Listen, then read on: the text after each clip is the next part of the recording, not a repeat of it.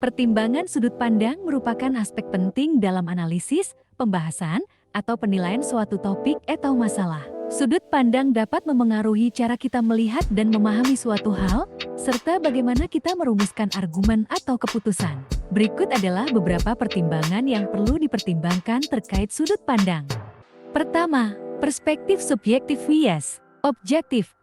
Apakah sudut pandangnya bersifat subjektif berdasarkan pandangan atau pengalaman individu atau objektif berdasarkan fakta dan data yang dapat diverifikasi? Mengetahui perbedaan ini akan membantu dalam mengevaluasi keandalan dan relevansi informasi yang disajikan. Kedua, kebutuhan untuk diversifikasi.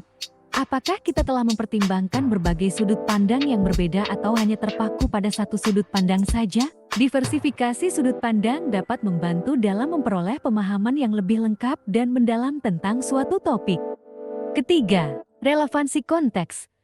Apakah sudut pandangnya sesuai dengan konteks yang sedang dibahas? Sudut pandang yang sesuai dengan konteks dapat memberikan pemahaman yang lebih baik tentang permasalahan atau situasi yang sedang dibahas. Keempat, kepentingan dan bias. Apakah ada kepentingan atau bias tertentu yang mempengaruhi sudut pandang yang diambil? Menyadari kepentingan atau bias ini dapat membantu dalam mengevaluasi objektivitas dan keandalan analisis atau argumen yang disajikan. Kelima, pentingnya kesetaraan.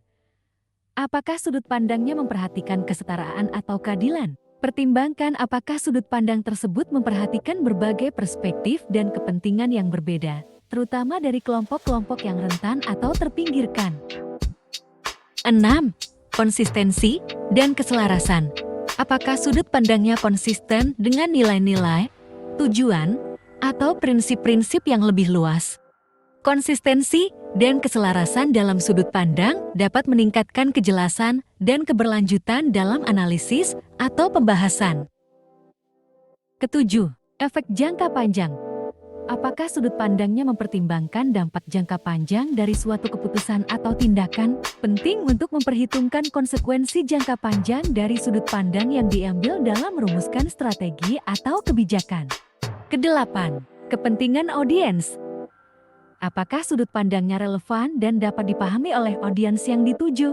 Penting untuk mempertimbangkan kebutuhan dan preferensi audiens dalam menyampaikan informasi atau argumen.